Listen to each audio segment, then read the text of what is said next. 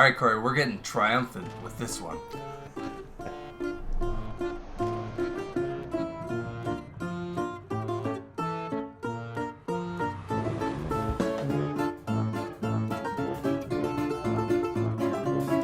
If you're enjoying these videos, make sure you head over to our YouTube at Inside the Game and hit that subscribe button, and make sure you hit that notification bell so you don't miss any of our upcoming videos. Alright, Cory, so we got our hands on Fort Triumph, a pretty interesting turn-based tactical style game. And, this one, it kind of struck home with me because I grew up playing an infamous game called Heroes 3. And now there's, about Heroes 7. I think that's the last one they came out with. So, a very reputable franchise. So that being said, this game has so many kind of similar things, but again, kind of very basic. Yeah, you know what? It's kind of this turn-based action strategy XCOM style game with this, I don't know, it's got a kind of a cutesy, cartoony, graphic style to it. I kind of, to like a World of Warcraft style, League of Legends. Yeah. You know what I mean? Like that kind of motif to it, which I'm a huge fan of, so I instantly like this. I've played a lot of games kind of in this genre, and this game is definitely no exception when it comes to, that kind of turn-based battle when it's, duck and run and you're using different abilities. And in this game, you get a few more abilities than you get in some of the other ones where maybe it's just more of a weapon-based combat. This one's actually different in the sense where we kind of create a party of characters that all have different abilities, and it has a lot to do with the environment in the kind of the battleground for this one. When you first jump into the campaign of this game, it starts you off with the tutorial.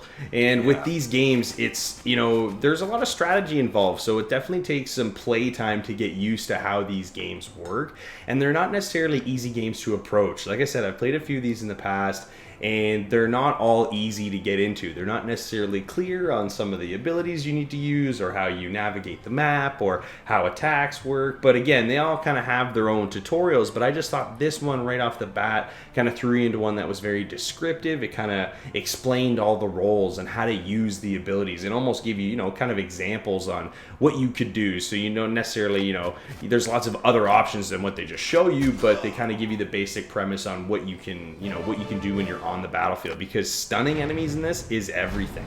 When it comes to, running into battle, we run into this permadeath situation where if you lose one of your characters, you lose them for that battle, and then you'd have to go back to your kind of hometown hub area to buy them back, and that's not necessarily a cheap endeavor because there's a lot of other resources that you want to gather in this game to upgrade, and there's a lot of stuff to upgrade in this game. Yeah, man, so we'll start with the base building mechanic. So out of battle, you're kind of navigating around the map, gathering, like you said, different resources. There are 3 different types of resources. There's your commendation points, there's your beat gold, which is kind of your basic currency, and then there's your experience points, and then there's your magic. So with experience points, it's kind of self-explanatory. It levels up each of your heroes individually within your party. And gold, well, gold is for building different buildings or upgrading your buildings. Yeah. And then magic, well, that's also another thing you kind of have to use as well with upgrading some of these things. So a great feature in this game is within the campaign you have the ability to play co-op, which of course, like in any game, I love playing local co-op. So it does pretty well with this because each player uses a different hero that's walking around or navigating the map. So that I thought was pretty good. But now let's actually talk about the storyline. Now the storyline's a little bit of a kind of a cliche story. You have your group of heroes that are all kind of just hanging out at a tavern, and they're like, well, we need to make some money, and they're like, well, let's just all work together and claim some bounties. So that's kind of how it all starts. But while you're in the tavern too, there's this mysterious dark figure that kind of walks by, and they're kind of whispering. He's whispering to a goblin, while the 3 party members are over there in the tavern. So, that's all you kind of see. But leading later on into the story, you kind of find out more about this character, and it's kind of cool because There's betrayal in this game. There's a lot of reading. There's no voice acting, but No. that kind of plays in part with the way the game is, where if your character dies, well, they're permanently dead potentially.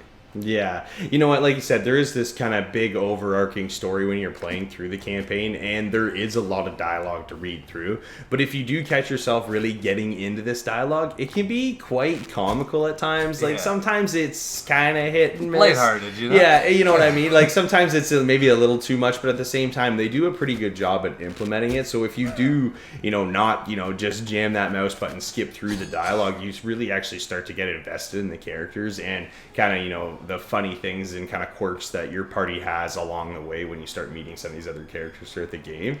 So for me, like, it was enjoyable in the sense that you really get into the story, and that's not necessarily something that's always, a highlight point in these games. The story sometimes is very, just kind of in between missions. There's a little bit of dialogue, and then boom, you're into the next mission. This one's, there's a little more to play for here, and there's kind of this, like I said, a bigger kind of story overall that you're following through while you're playing through all these campaign missions.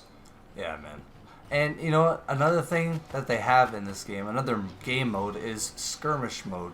So unfortunately, there's no online play, which actually kind of disappoints me a little bit. I might be one of the few people that are disappointed by this. But they do give you the option to play locally, so you can play up to 8 people, all like taking your own turns within each, which is a little crazy because 8 players, that would take forever. That would take a long time, and it would be busy.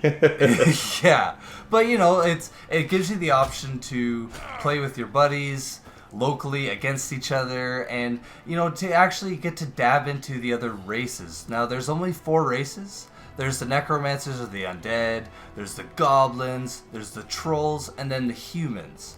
So the only real difference is nothing in the characters. They do look differently, but they all are the same. Rangers, barbarians, or whatever. Yeah, the ability trees are the same. But the coolest thing that they do is that each class has different buildings, actually. So you do have your main buildings like the City Hall and the Citadel. Those, remain the same within each faction.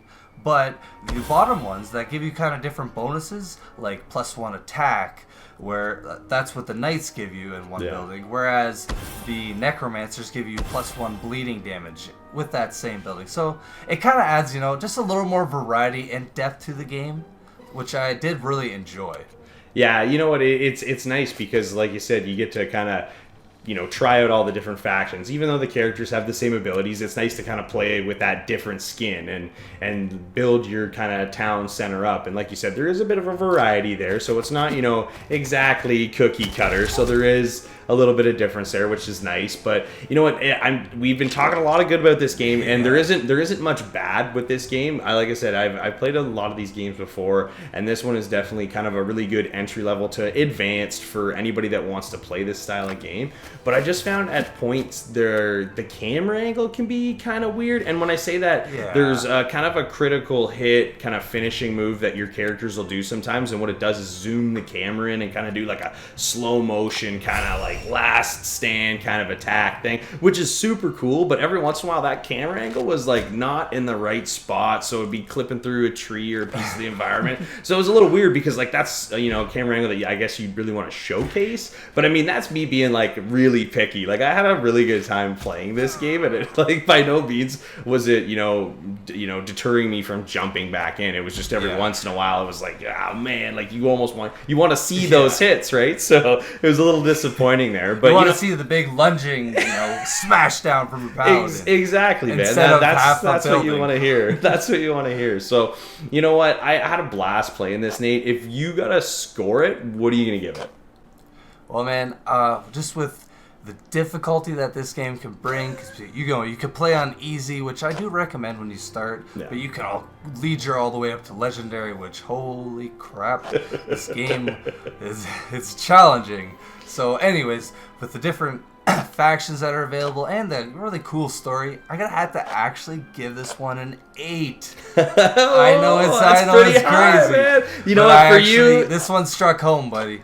You know what? I'm glad you enjoyed it. And you know, when I first saw this one, I was like, all right, like I've seen these before. Let's see what this game's got. And it's like I said, it's that XCOM style, and I had a lot of fun. The battle aspect of this game is great. I love being able to move your characters around in this kind of WoW-esque environment, and I just like how basic the tutorial was and how helpful it was to get you right into this game and get you knocking trees and boulders over onto goblins right away. You know what? I'm right there with you, man. I've got an 8 on this one as well.